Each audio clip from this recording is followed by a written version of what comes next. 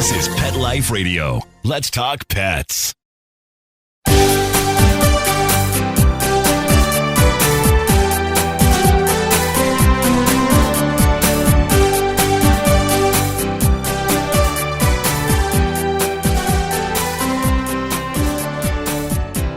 Hello and welcome to Working Like Dogs on Pet Life Radio. Thank you for joining us and thank you for following Working Like Dogs on Instagram and Facebook. We're your hosts. My name is Marcie Davis and my co-host is my lovely service dog, Lovey. And we're thrilled to be with you to talk about our favorite subject, working dogs and working animals. And today we're going to be visiting with Dr. Adam Miklosi, and he is the director of the Family Dog Research Project, which is one of the largest dog research groups in the world. He also is with the Eötvös Loránd University in Hungary, and he's one of the best known and most published experts on dog cognition and behavior. So we're so excited to have him today to talk with us about his work and also how his work translates to working dogs. So his latest book that you're going to want to know about is called Dog Behavior, Evolution, and Cognition, and is published by the Oxford University Press. So we have so much to talk with him about today. So come right back after these quick messages as we welcome Dr. Adam Miklosi to the show. Sit, stay. We'll be right back after a short pause. Well, 4 to be exact.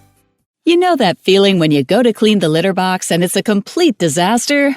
Yeah, we've got you covered. Introducing World's Best Cat Litter Zero Mess, the advanced litter that gives you 2 times better clumping and more odor control with less litter. Zero Mess combines the concentrated power of corn with super absorbent plant fibers. Translation, scoop once and you're done. Find it at a pet store near you and save $2. Visit www.saveonworldsbest.com. Let's Talk Pets on PetLifeRadio.com.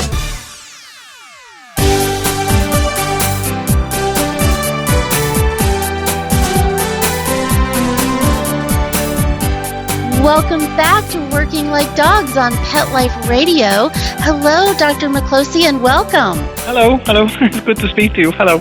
Yeah, we're so excited that you could be with us today to talk about all the wonderful things you're doing. And we'd love for you to start by telling us about the Family Dog Research Project. What is that and what kind of work do you do there? Well, the project is now more than 20 years old. We started that a long time ago, and the main focus was what it's in the title, basically, the start research on investigating how dogs fit into the human family, what is their relationship with their owners and other members of the family, and basically what sort of cognitive skills they have and how they perform as a member of the social group.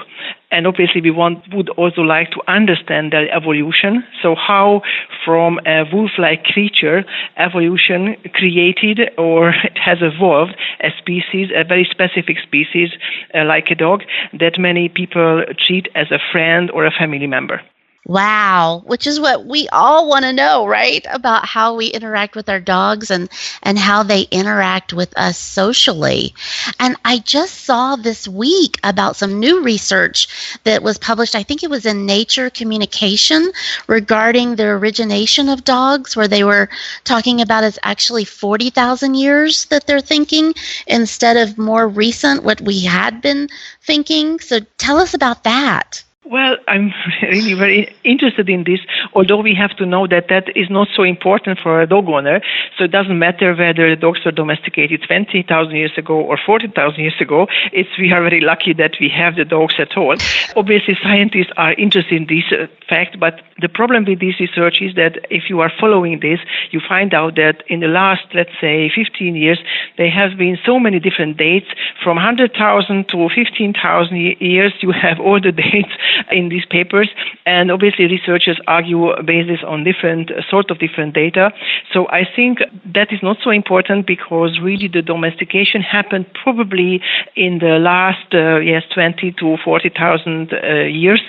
I think what is more important from our perspective is the change that you witness to some extent also in present dogs, how they evolved from a carnivore, a real carnivore, a wolf-like carnivore, to a pet, to a companion that is interacting so well with a totally different species, the human, and still there is so much in common of the human and the dog. And I think that's really interesting for us rather than the exact date, which is probably, we will never be sure, by the way. Yeah, that's exactly what I have been reading, that we don't know any more than we did about exactly the specific date. And it sounds like there needs to be a lot of additional DNA research. But I think, like you said, great point, that we really care more about the relationship and how we interact with our dogs. I know that for people like myself that have an assistance dog, that relationship and that behavior is so important, and it's just amazing to witness every day. So tell us, Dr. Miklosi, about some of your greatest discoveries that you've had over the 20 years or however long you've been working on this about dog behavior. What has excited you the most that you've learned? Well, this is again a very interesting question that I get very often, and I always smile a little bit when I have to answer, because a lot of our so-called discoveries are actually quite well known by dog owners. What scientists in this field are mostly doing is we basically provide some sort of objective proof, or if you like, evidence that those observations of dog owners are really true in a scientific sense. So just to tell you about one of our first discoveries was, and that was hotly debated and is to some extent also debated today, that dogs are able to react to the pointing gesture that people are using commonly every day when they are showing the dog to go first or somewhere, or where they have thrown the ball and so on. So understanding the pointing gesture is a very typical feature of a well-socialized family dog, but really that their dogs are able to do it, this had to be underpinned by research. And there was a debate because, by the way, monkeys and apes that are regarded by many people as cognitively more advanced compared to the dogs are not so good in this communication with humans. So we had to provide good and solid evidence that dogs in this case, in this specific situation, are actually to some extent better as chimpanzees, orangutans, or other monkey species. So this is a sort of a discovery that we made very early. Interesting.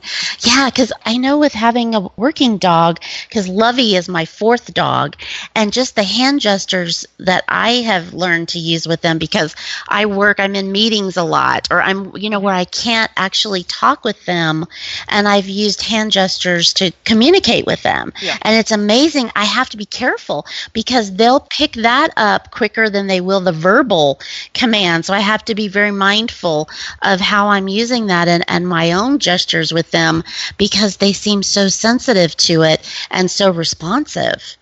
Yes, and I think this is what people know by practice or by simple experience, but for the research, we really have to provide the evidence, and that's what keeps us busy. But there's another example I can give you, for example, that many people, again, know about sort of subconsciously, is that dogs can also learn by observation. So not just observing a gesture and maybe finding out about the communicative significance of these gestures, but also learn about the word by observing the human. So what the human is doing, how we manipulate things, dogs can also learn from that. And again, that was sort of known probably from many dog people, but we were among the first that actually have shown in experiments that yes, if a dog is observing a human, then he can learn from this and use this knowledge in a new situation. Yeah, that's so awesome. Well, do you do any kind of research specific to working dogs, or is it all family dogs? Well, most of our research concerns family dogs. The issue with the working dogs is often very specific, and also it depends very much on the training that the working dogs receive. And by the way, our support is coming from that sort of basic research where we have to work more on family dogs in general. But in some situations, we have to train the family dogs to perform in a specific experiment. So, for example, if you're using so-called touch screens that the dog has to touch with their nose, knows. For that, obviously, we train the dogs. So they, in some sense, becoming a sort of a working dog, but this is working for science and not really working to help people. But specific research on working dogs is what we have done. It concern more like a little bit of the genetic influence on behavior. So whether there's a difference regarding genetics in different bloodlines of working dogs, for example. Right, which is always such a big question about the bloodlines and the capabilities and successes of the working dogs. Yeah. Well, so how are dogs selected to participate in some of your studies?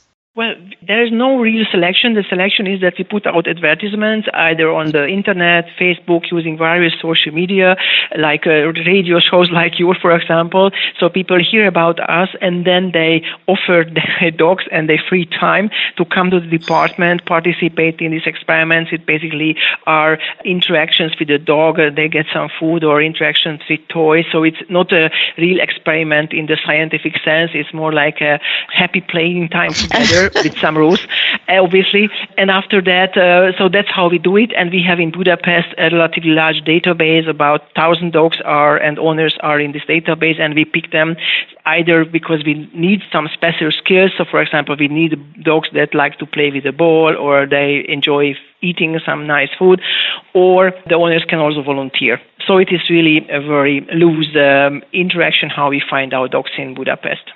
Yeah, it does sound like a fun place for dogs and their owners to actually participate. I know I've done a few little studies, and it's been really fun to watch your dog and how they interact and what the dog communicates, which is just always so amazing. And it's also for the owners quite interesting because they are obviously interested in these experiments. They want to find out how the dogs are performing sometimes or how they react to a new situation. And that's why it's interesting for the owners. And if we have dogs that are coming back repeatedly, so some dogs come back, let's say 2-3 times a year, I mean, by the third time they really are, the owners telling this is what the owners are telling us, that the dogs are pulling the leash already when they come close to the building even because they know that they will have a good time with us. So they like to come and they enjoy this whole interaction with the scientists. It's like Disneyland for dogs, right? Yeah, yes, it's sort of. And we really try to provide always new things. So new experiments, new designs, which is new for us, but also for the dog. So it's, I think, a very interesting experience for the whole family sometimes. Yeah, I'm always so amazed at how engaged my working dogs are, how they want to learn. They love it when I engage them and push them and let them experience other things.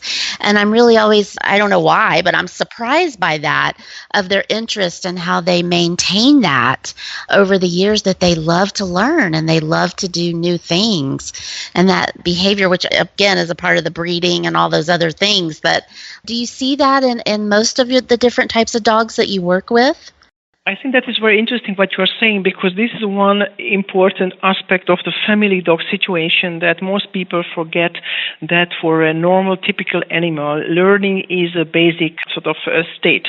Now, if you are having a working dog, that's very important, and it develops automatically because you are engaging this dog, you are training this dog, so the dog gets in the typical mood or state of being able to learning and wanting to learn. Now, in the family dogs, typical owners are not always conscious about this, and they don't provide the social environment for the dogs. So those dogs are not so keen on learning. They're not so keen on doing very often anything. They get very tired by exposing them to a problem situation. And I think this is a problem what family dog owners should understand, that for an animal, for any animal, it's very important that, and they are built in a way that they have to learn. Now you have also to provide the necessary environment where there is a possibility to experience and learn. If a dog is kept 24 hours in a flat, then it won't learn and even won't have a drive to learn. And I think this is an issue because we feel that in the cities these dogs are rather deprived, and that is a problem also for the research, because we invite a dog and you can immediately see whether it's a dog that has been socialized well, that really wants to experience, or just wants to eat and lie down and don't do anything if possible. Yeah, and that's so true. And the stimulation, I mean, even Lovey, when I'm working all day and she's with me, she still gets bored and she'll roll her eyes and look at me like, really? She needs that stimulation. When I'm sitting working at my computer too long, she communicates that to me, and I have to be aware of that and give her the mental stimulation that she needs, which is to play or to learn something new, which is what she really likes, is that stimulation of being engaged and learning and doing. Yes, and that's really a responsibility for the owners, because obviously most dogs don't have a choice. So they are closed in a flat, they are walked on a leash. So if you don't offer them this sort of freedom, they can be deprived. And I think this is not a good way of keeping them. So I think this is a responsibility that people should take very seriously. I agree. It definitely impacts their quality of life, right? Just like for all of us, if we're stimulated and using our minds, we feel better and we have a better quality of life. That's very important also, because we have now a project on dog aging. And again, it's known from human research that if the people who have a more active life, they are using their mind, that they also have a better mental quality if they are getting older. So for a dog that are living quite long nowadays, especially because they have good veterinary care, if people are not caring about their minds, they might end up with a good dog that is physically in a very good shape, but as a not really a mind that is in a good shape as an old dog, and they will get a lot of other dementia problems, which is not a very nice thing to live with a dog that has a severe dementia, for example. I agree completely. My retired assistance dog, Whistle, he's 12 and a half, and he still wants to work. He's still, every day, he wants to work for me and pick up things or close a door for me, and I let him do that. And I agree with you that it really helps his mind and has maintained him to be as alert as he is, and he's still very, very engaged at 12 and a half for a large dog. Yeah. Well, we're going to take just a quick break and hear some important messages from our sponsors, but we're going to come back and continue visiting with Dr. Miklosi and learning more about dog behavior and dog cognition. So come right back. We'll be right back, right after these messages. Stay tuned.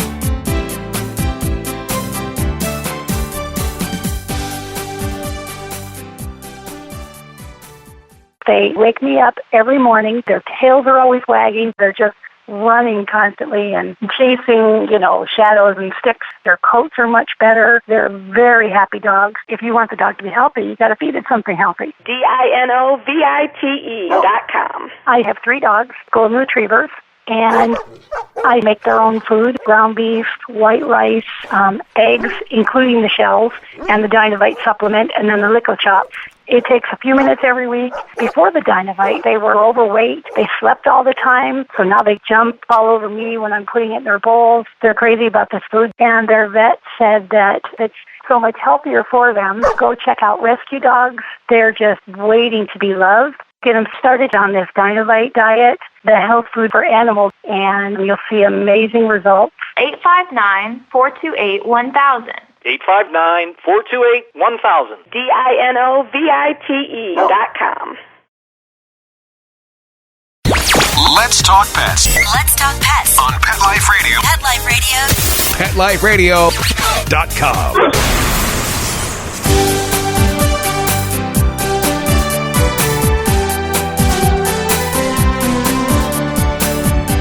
Welcome back to Working Like Dogs on Pet Life Radio, and we're so happy to be visiting with Dr. Adam Miklosi today from the Family Dog Research Project. And before the break, we were talking about some of the work that you've been doing, Dr. Miklosi, and I was wondering if you could talk with us about some of the training methods that you've observed and recommendations and how you're engaging dogs in training. Well, I must admit, I'm not a dog trainer. I don't have any dogs, so for me, dog training is a little bit far issue. But I mean, obviously, as a ethologist or a person who is working with dogs a lot, I have lots of experience, indirect experience about dog training. And obviously, the good thing is that it has changed a lot. At least the approach to dog training has changed a lot in the last 20 years. But it's still, I think, in many ways, a little bit of a schizophrenic situation situation that in one hand we explain with that the dog has a very complex cognitive skills and so on and so forth, and then our training methods are sometimes quite primitive, using very basic conditioning for teaching the dog to solve one or the other tasks. So I think there is maybe some more to do in order to make this training also more exciting, or a little bit more cognition should go into the way how dogs are trained. And in this aspect, I think we have always also contributed a little bit to these possible changes by introducing I would say a new method. Obviously, the phenomenon is not new. This is that dogs can learn by observation, and we call this method do as I do. Maybe some listeners have already heard about this. And the basic idea is that we are explicitly training the dog that they should copy a human action. So if the human is, let's say, sitting down, then we can just tell to this trained dog that do it, and the dog would sit down because this was the action that he observed by watching the human. And after this training, if you have a dog that is able to do this do as I do training method, then obviously you can also, to some extent, show the dog new action, and he would copy it. And I think, for example, this method or this additional method would help a lot in training dogs that are helping disabled people, or in many other situations also where the dog has to pick up very rapidly a new action or use a familiar action in a new situation that is also sometimes quite complicated for some dogs. So I think this do as I do method could really help in facilitating the learning of the dog. It is a cognitively totally different task that is used in other training methods, and also in some situations it's even, I would say, better than another method, but I would not claim that this is the only and the best method to train a dog. Well, I so appreciate you talking about that, because when you use the word primitive, that certainly resonates with me, because when I went through training 25 years ago, it was primitive. We used correction. I was trained to use, training collars and some of those things that were much more aggressive. And when I went through the training with Lovey 2 years ago, it was extremely different. It was positive reinforcement. It was rewarding with treats. And I have to say, that was I felt a much better way to build a relationship with her and to train her and for us to bond and work together. It happened much faster, and as I said, she loves the work and loves to be engaged. So it was a very different training method, and I feel much better about it than the more primitive, older ways that I was trained 25 years ago. Yes, and I think what also has changed is the realization that what is important is what you call the bond, I would say attachment, because between the owner and the dog.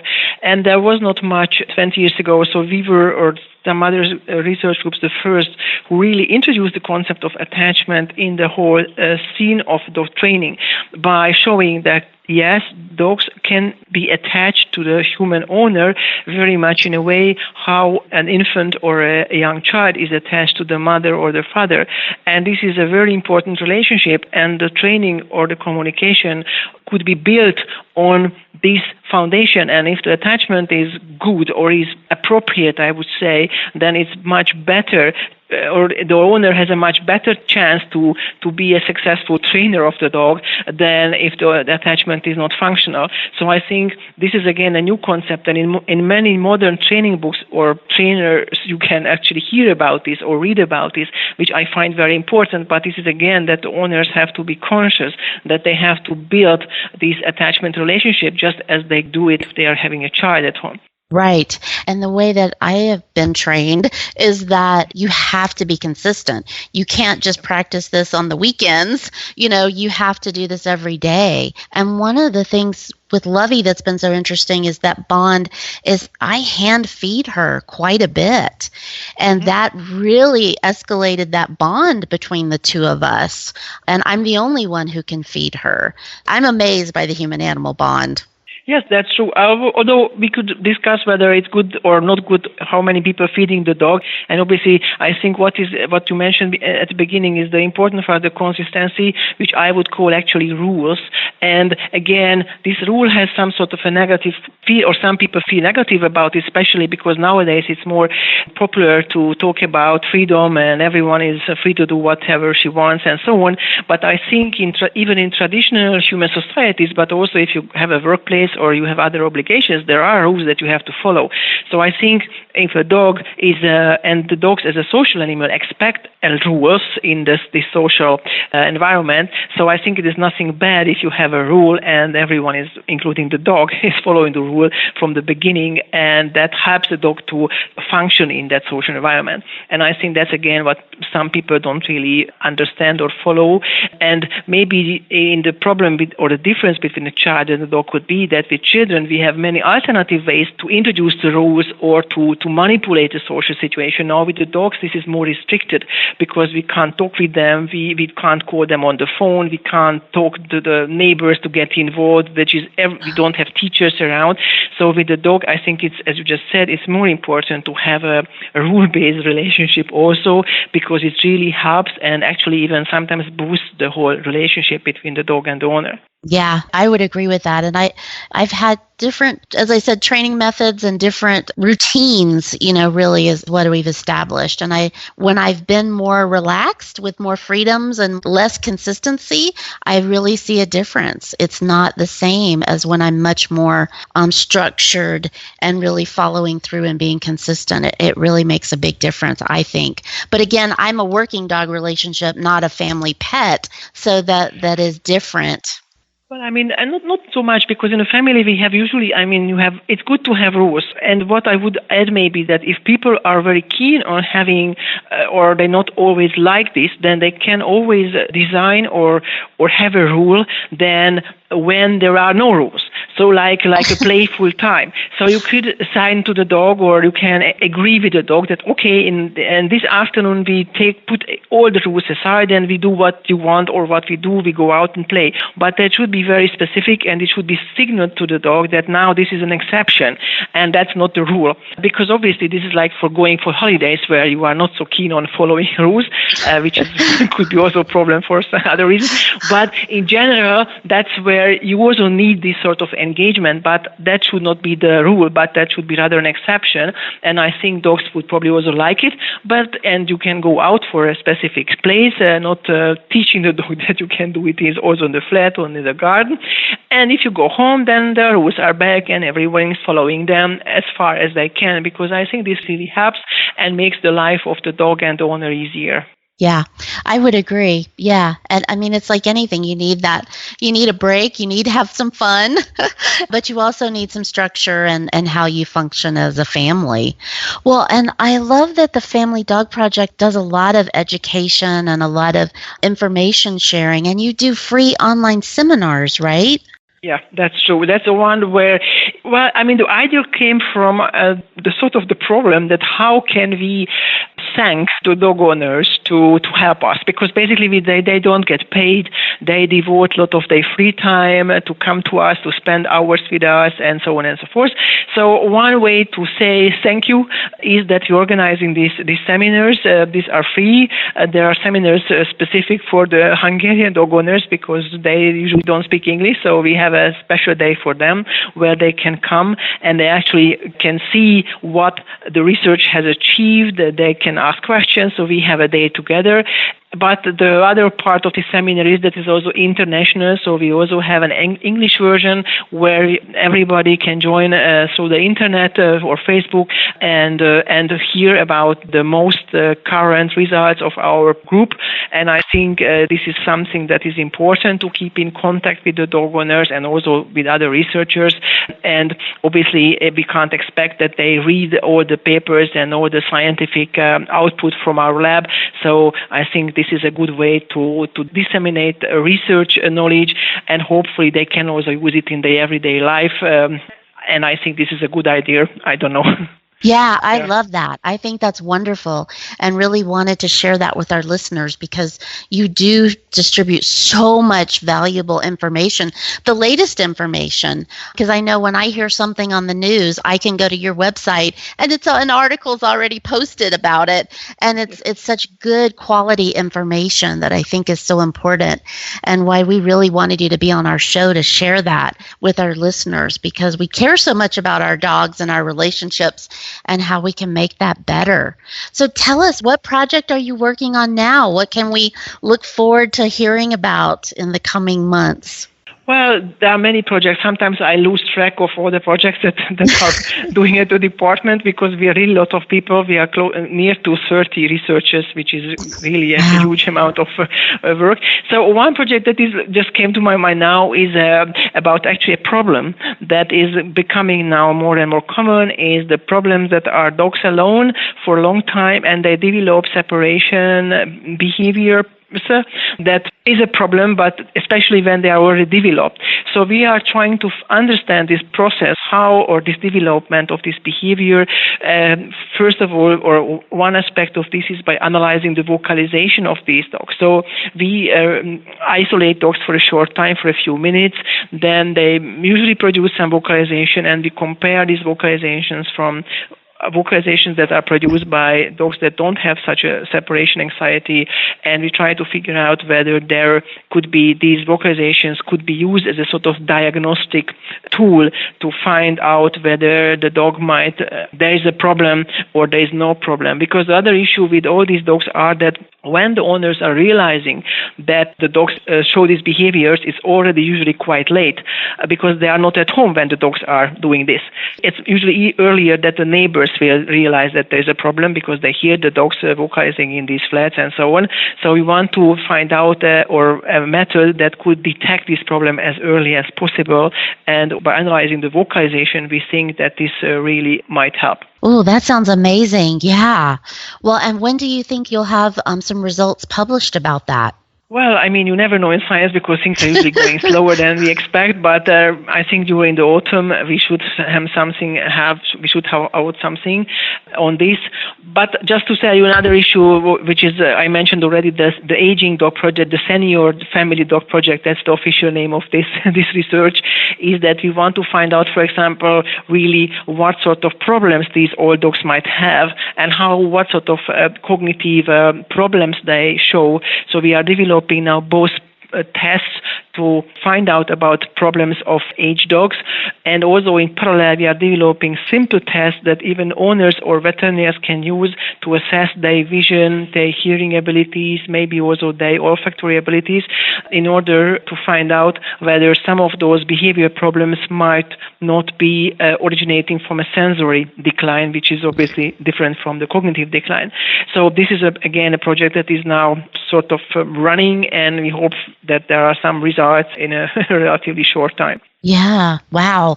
That's really exciting. I mean, that you guys are really on the cutting edge, and it's amazing the work you're doing and how you're supporting family dogs and working dogs and all of our little angels that we love, our furry angels, as I usually call them, that make such an impact on our life, and you're making an impact on their lives. So thank you so much for that.